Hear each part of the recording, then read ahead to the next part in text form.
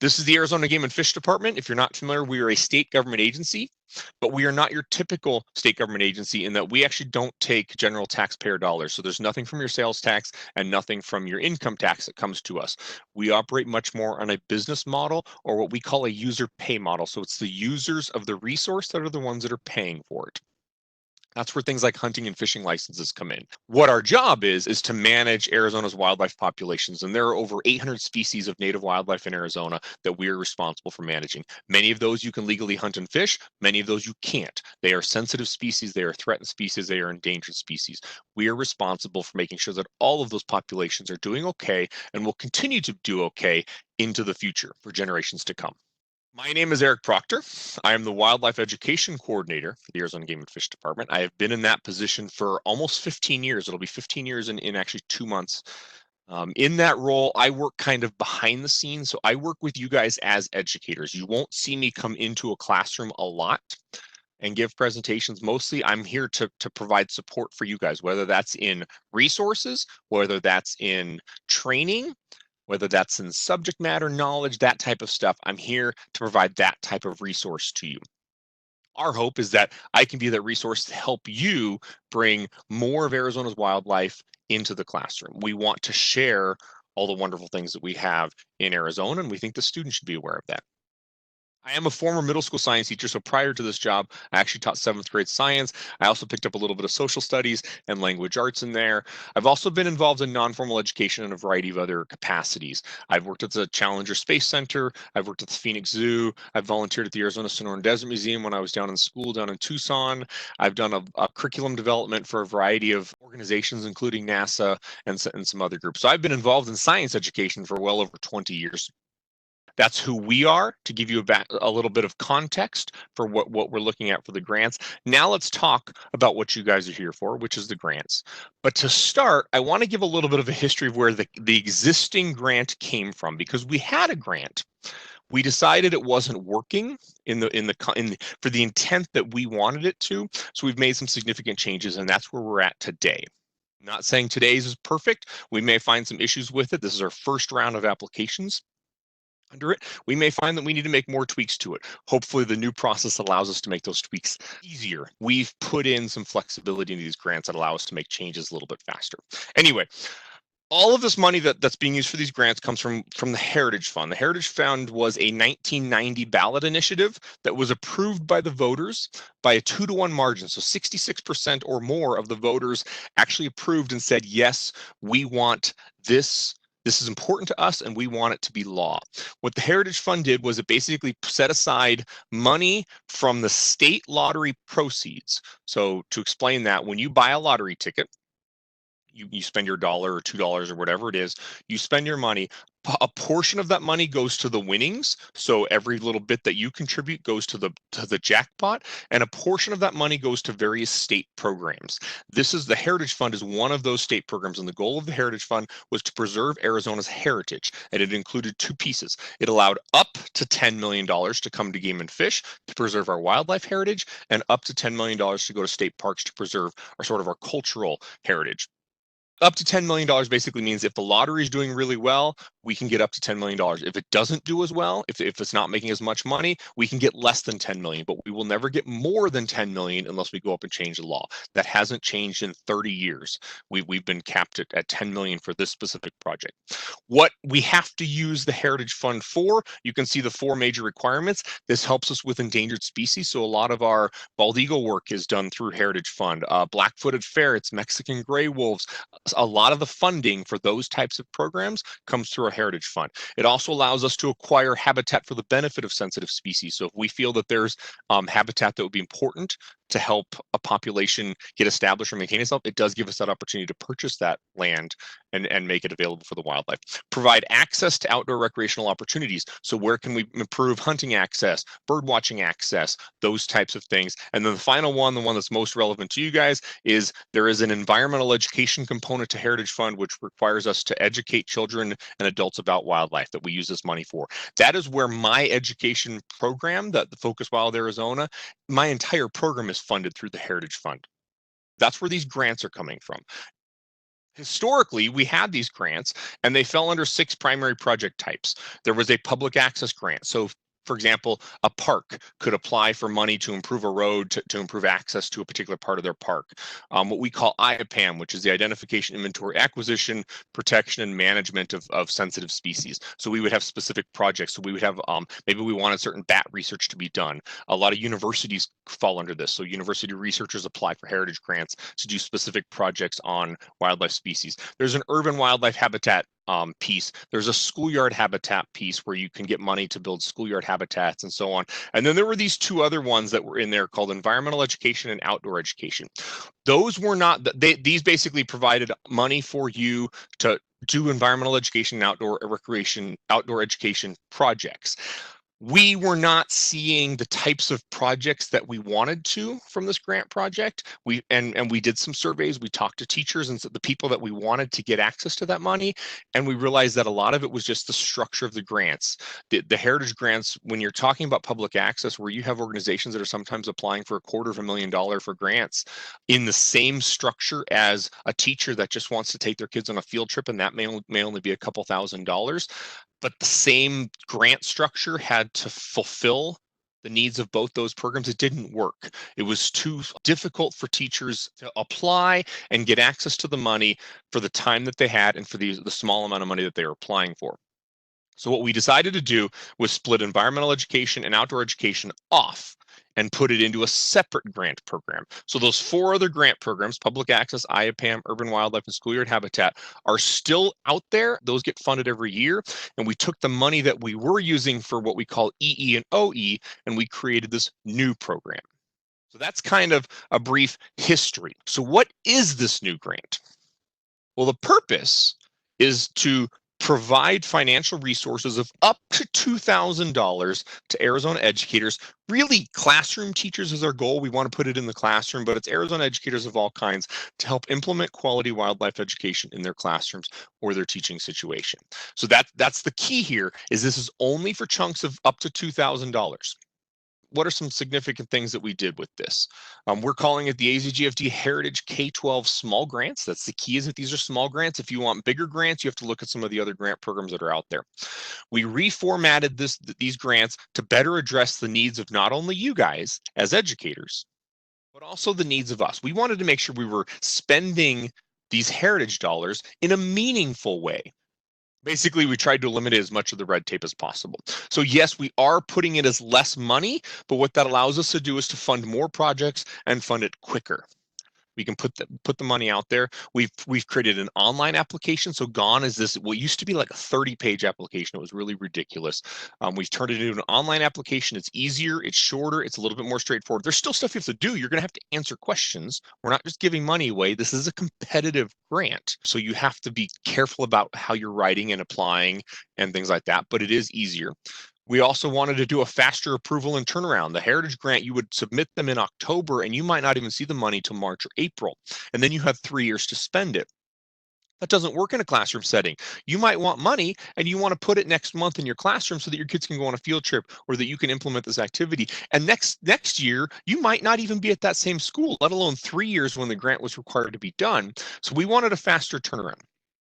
The other thing we wanted to do was give you multiple deadlines, so that there was an option that if you didn't get into that cycle, you didn't have to wait a whole year for it to come around again. Maybe there was an idea that popped up to you halfway through the year and you wanted to try to get some money for it.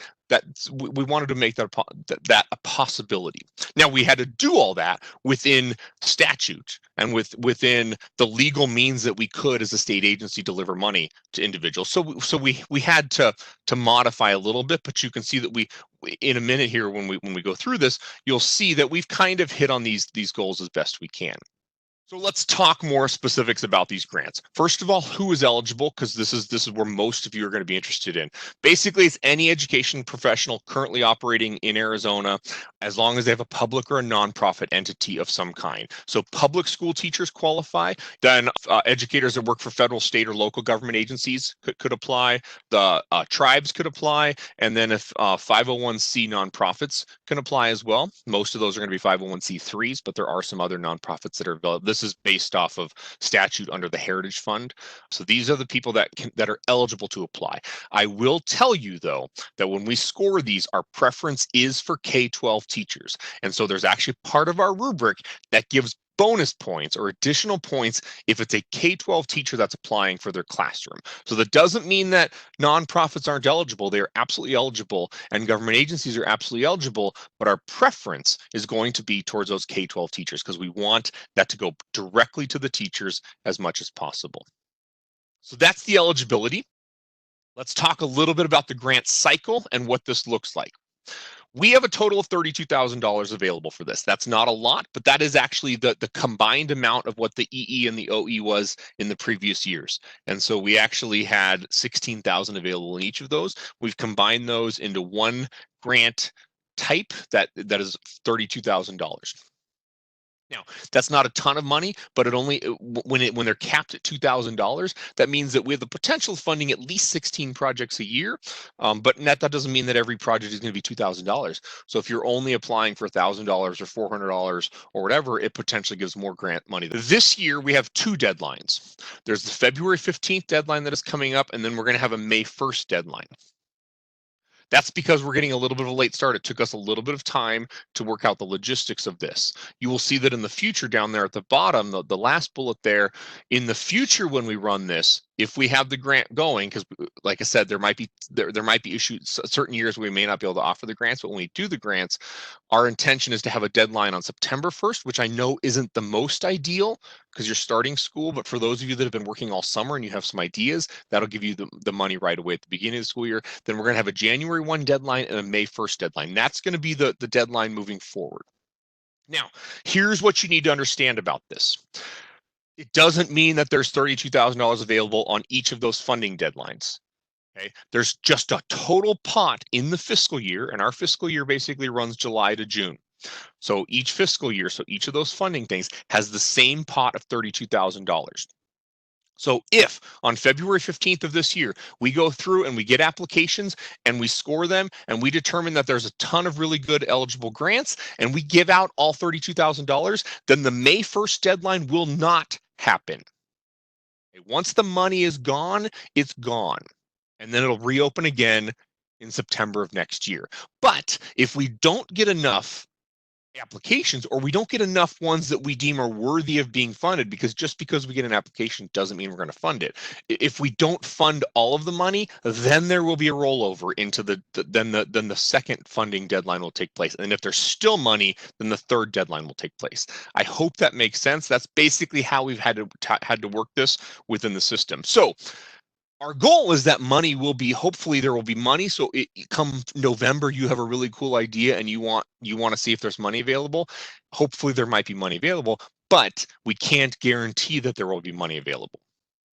Okay. What that means though is, like I said, if you miss the deadline, your application will just get rolled to the next one. And if there is funding, it'll get scored on the next funding thing. So if you forget the deadline and it comes in on February 16th, you're not going to be eligible for the February 15th, but it will be kept in the queue and rolled down to the May 1st deadline. I hope that makes sense. The goal then is once the deadline passes, hopefully we will score them quickly. We will get the public notice out. We will get you notified that you've won and you will accept it. And once we receive your acceptance, our goal is to get you the money within 2 to 4 weeks. So ideally within a month, you will have the money in your hands able to spend. And the goal is that you must spend within 1 year, not one school year, but 1 year. So if you get the money, and it's when you receive the money, if the money comes to you on March 15th, you will have till the following March 15th. So it could roll over into the next school year if you needed it to. But really, we want the money in your hands and then these grants closed out as quickly as possible. So that's the grant cycle. What we're going to do now is talk about the types of projects that we're interested in funding. So there's one of four categories that your grant has to fall into. And I listed them here, but what I'm going to do on the next few slides is we're going to talk about each of these in more detail. And I'm actually going to give you some examples of some projects that would fit under that criteria.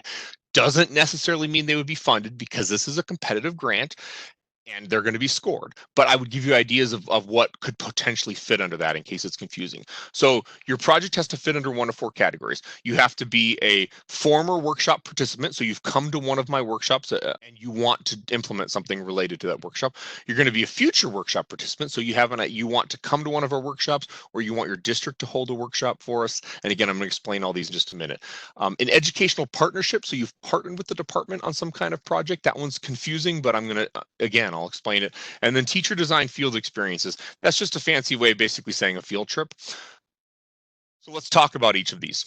Start with number one, prior workshop participant.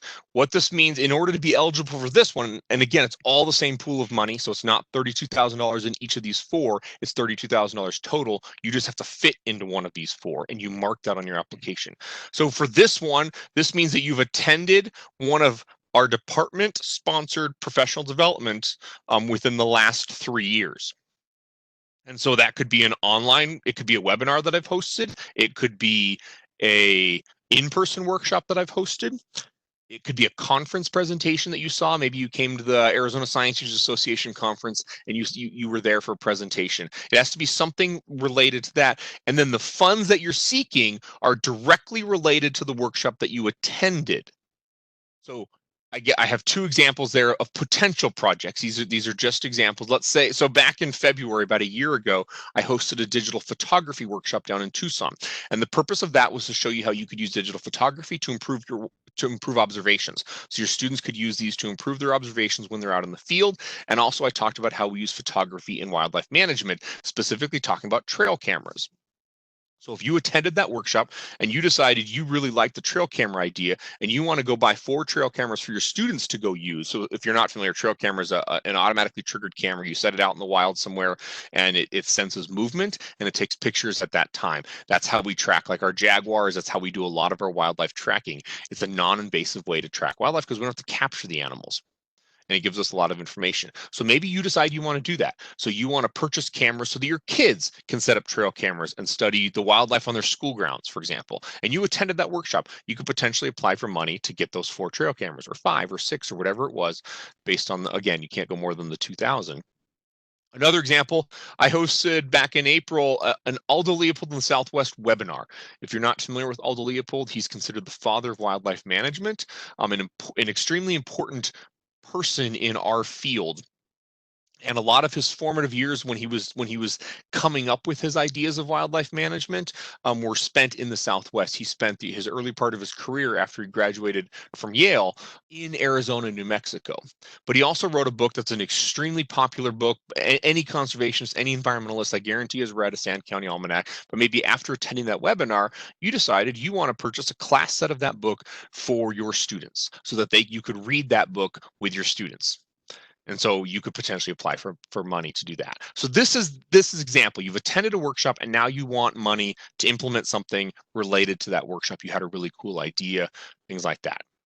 On the flip side of that would be a future workshop participant. It gets a little tricky with this one because we don't always have our workshop set a year out. We try to, and I try to get information out as soon as possible, but we get a lot of last minute workshops. But really, there are other things that you could use for this. So this is for people that want to get funds to offset the cost of attending a workshop in the future that we are hosting.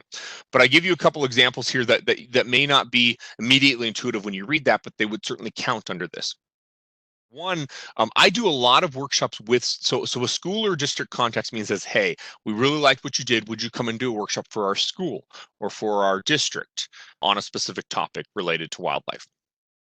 And I will do that. Okay, this could be an opportunity for that district then to get money in conjunction with that workshop. So the example I gave there is a district wants me to come in and host a wildlife literacy workshop. They've decided that their fourth grade teachers, they want to focus on scientific text so that they can get nonfiction text reading and improve that a little bit. And they want their teachers to get a little bit of more background knowledge on the wildlife and ecology sciences before they teach. So they brought me in and they say, we want you to cover all of our fourth grade teachers with this. And in conjunction with that, they want to apply for some money so that they can host the workshop, or they want to get material. So maybe there's a specific book I'm going to use in the workshop and they want to pay for that book to be in every classroom for the teachers that come out. That could be an example where the district could say, we want to bring you out to host this workshop, and then we're going to give the teacher the resources as they leave with that. So that could be an option. Another one, which isn't, again, immediate, you don't think about this immediately, but it could be. Let's say that you've done something. Maybe you had an earlier grant that you created a cool trail cameras lesson. Let's take the example from before where I said this teacher wanted to buy 4 trail cameras. Maybe that teacher created a really cool lesson and now they wanted to share it with the world. And so they decide they want to present at the Arizona Science Teachers Association conference. And that conference, let's say, is being held in Phoenix and they live down in Tucson. So it's going to cost them a little bit of money out of pocket. They could work with us potentially, since we helped them with that other project and we feel that there's value in getting that message out, where they could apply for money to help them attend that conference and present. So it might cover the lodging, it might cover the travel expenses to come out, it might even cover the registration to go to that conference and present the information in there before. So those are 2 examples. We're trying to break down those barriers so that you can get the knowledge that you need. So the third one, you as a teacher have partnered with the department on something. It does not have to be education specific. Maybe you are down in Tombstone, for example, and your students have been going out. You've been working with our wildlife manager down in Tombstone, and you have been getting your kids out to help with some pronghorn studies or something down there. You've partnered with our biologist on a project, and then you want some money to implement it. I think the easiest way is to show you some examples that are going to best illustrate this. These examples are new. They're brand new. You'll see them. These are actually Facebook posts that our department posted recently. One is from our Pine Top office and one is from our Tucson office of how we worked with the school. Now, this had nothing to do with me. This did not come through education. This was individual partnerships that these schools set up on their own.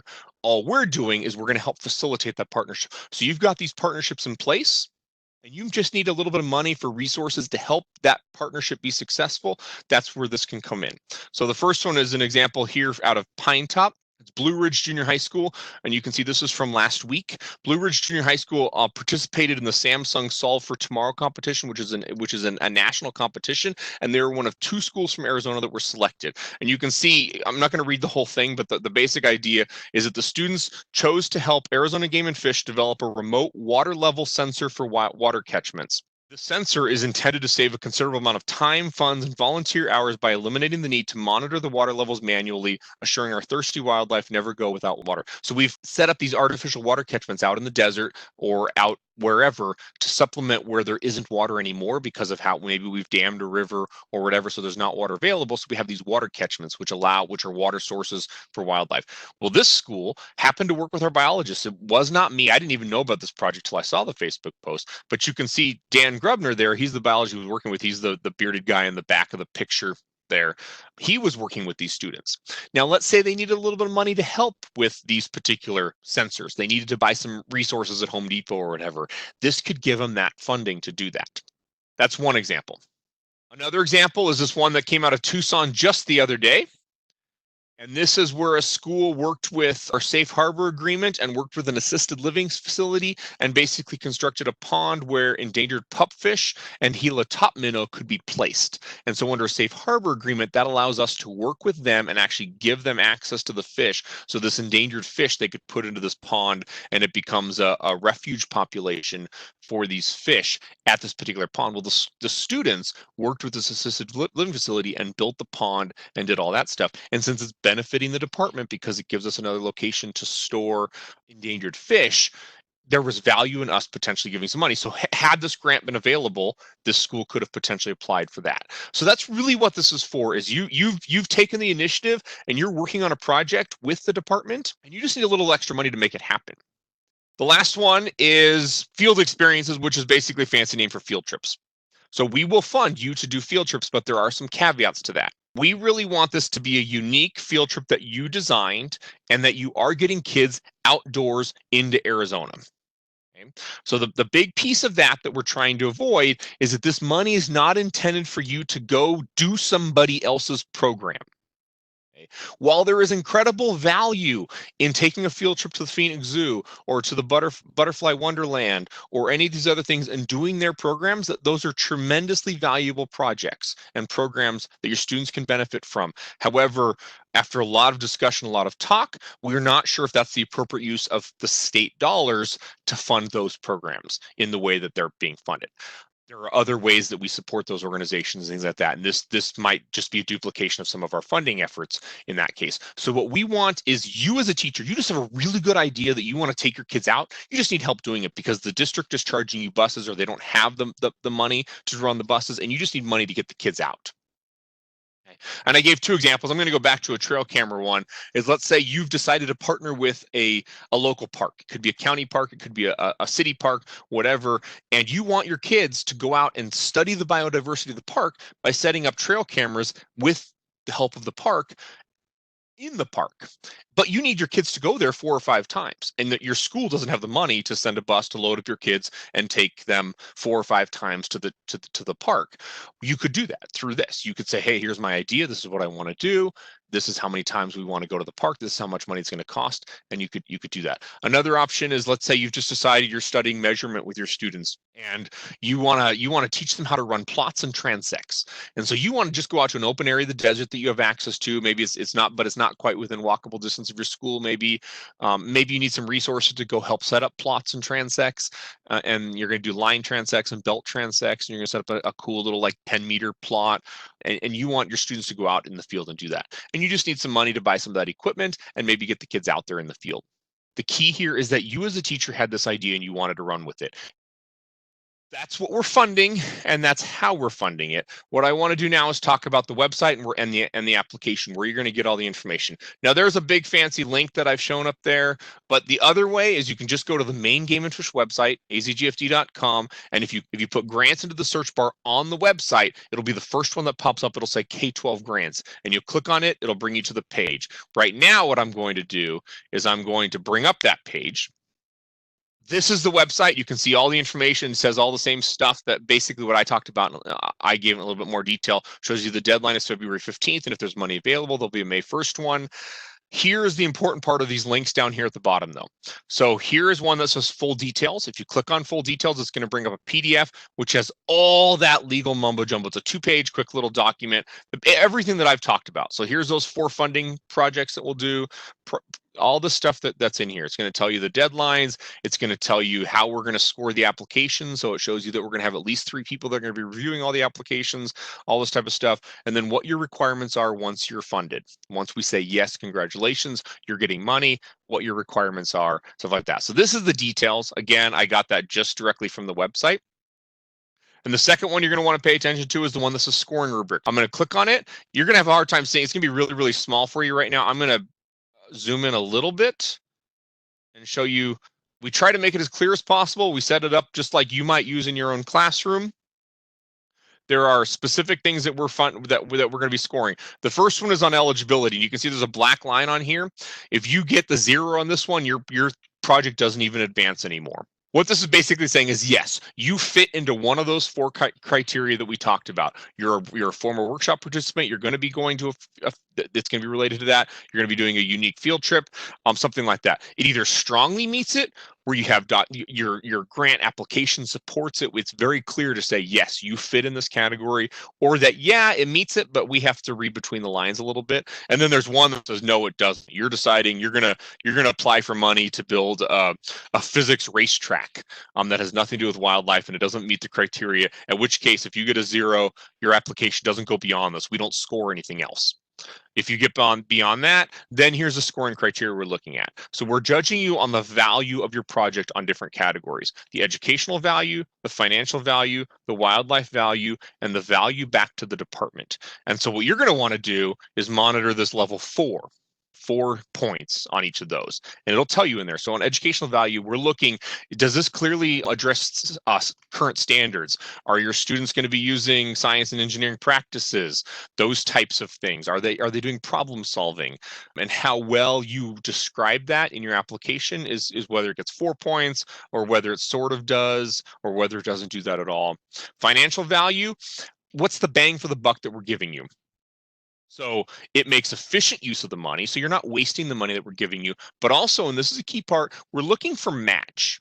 So if we're giving you $2,000, what else are you getting in return from that? This could include volunteers. Do you have additional funding coming in from other sources? That's all going to help your project. It's not required. You can see here, if you get 100% or more match, so you're applying for $1,000, but you're bringing in $1,000 from other sources. In that, remember, match includes volunteer hours. So if there's volunteers working on your project, you can count that as money match as well. If you get at least 100%, then you get the 4. If it's 50 to 100%, then you get a 3. If it's less than 50%, you get a 2, and so on. If there's no match being provided, then you're going to get a 0 on that particular thing. Wildlife value, the project strongly incorporates Arizona wildlife and or habitats as a central theme and purpose of the instruction. So 4 is going to show that, yes, this is all about wildlife habitats. As you get lower into 3 or 2, yeah, wildlife is a component, but there's a lot more going on to it as well. Again, we're the game and fish department. We're interested in the wildlife. It doesn't mean that those other things don't have value, but for this particular money, that's what we're looking for. And then the department value, what are we getting out of it? And this is basically saying you're going to put our name in a school newspaper or in the presentation to the school board that Game and Fish provided this money to you, or our logo is going to go on a program that you develop that's in conjunction with your stuff like that. We're going to get some recognition for giving you the money. And then project feasibility, this is where we're going to look and say, is it even practical? Can you do this in the time and the money that you've made available? That's going to be largely a judgment call on our end. And you can see the final one here. This is that teacher preference bonus. And you get 4 points if you were a current K-12 teacher in a public school classroom. Again, it doesn't mean that you have to, but you get that 4-point bonus to your score if you are a K-12 classroom. If you're not, then you're just not going to get those 4 points. Doesn't mean you can't score. You're just going to have to do better on some of those other aspects. And then at the bottom, we might have conditions of your grant. So we really like your grant. We want to give you the money, but only if you fulfill certain conditions. Those usually aren't that bad, but you might look at those conditions and say, nope, this isn't worth the money to me. I'm going to decline the grant. I will tell you from my own personal experience, usually the condition on there that I like to see is that we have access to what you create. We're giving you the money, and let's say you create a lesson plan. All I'm going to do is say, hey, when it's done, we'd like a copy of the lesson plan. That way we can potentially make it available to others. So if you create a really cool field trip, I might want to see that. And then I can make it available to others and say, hey, here's a really cool idea that another teacher did. Why don't you consider doing this? Or here's an option for you if you want to take your kids outside. That's what we would be using it for. It's another way for us to expand it. We've given you $1,000 to do this or $2,000 to do this, and now we can make it available to others as an added benefit. So that's really what those conditions would be. There might be other conditions, but those are the types of things that I like to see is, can we get something out of it as well? Are we going to get a product in return if there is a product being developed? So that's the rubric. You've gone through this, you've looked at all that information, and then right here is the online grant application. So you're ready to go. You click on the online grant application. Here's more information. The same information that was provided is just not as detailed. It sends you back to the website if you need it, but here's your application. So very simple: applicant name, applicant title or position. So what do you do? You're a teacher, administrator, whatever. Your applicant email, applicant phone. Are you currently teaching in an Arizona public school, including charter schools? They are considered public schools by state statute. So yes or no. Then your school or organization, your school or organization address. And then you mark which one you're applying for. These are those 4 things we just talked about. Your thing, it might fit in more than one, but you have to pick the one that you think it fits best in, and the one that you're able to justify the best. So you would mark, I'm prior educator workshop participant, I'm an educational partnership, field trip, whatever it might be. You put a title. So this is what is your project called? And this is your description. You can put as little or as much as you want. Obviously, you saw the criteria. The more information you can help us with, the better off we're going to be able to. We can't assume anything that you don't include in your application. So we can only go by what you provide us. So you put your project description, clear idea of what you're going to be doing, project timeline. So, you know, what is it going to look like? We're going to start it on this day. We're going to end it on this day. and so on, or we're going to take the field trip on this day, whatever that looks like. Educational value, this is your opportunity to list the standards, anything that's going to hit that one criteria that's in the rubric. Total amount of money requested, again, can't exceed $2,000. Financial value, this is where you can tell us, hey, we're going to have these number of volunteers working on it, or we also secured a grant from SRP that's going to supplement this, whatever that might be is where you put in there. And then the wildlife and department value. So this box here actually counts for 2 of those rubric things. You're going to tell us how is this going to benefit wildlife? So what's the focus on the wildlife? And then how's the department going to benefit? So you're going to say, hey, we're going to send out an email to the parents, and it's gonna note that Arizona Game and Fish provided this money, and then it's gonna go in our classroom bulletin, and then it's gonna do this, or we're gonna reach out to local media, and they're gonna come out, whatever it happens to be, right? The more you can involve the Game and Fish department, the better off you're gonna score. Now, there's a couple of these questions that are related to specific criteria. So if you were a workshop, if you're put in that you're going to do your a prior workshop participant, you're just going to need to put in here which workshop did you attend and when was it to the best of your ability. I am going to confirm that. I'm going to look at that and I'm going to say, oh yes, this person did attend that workshop.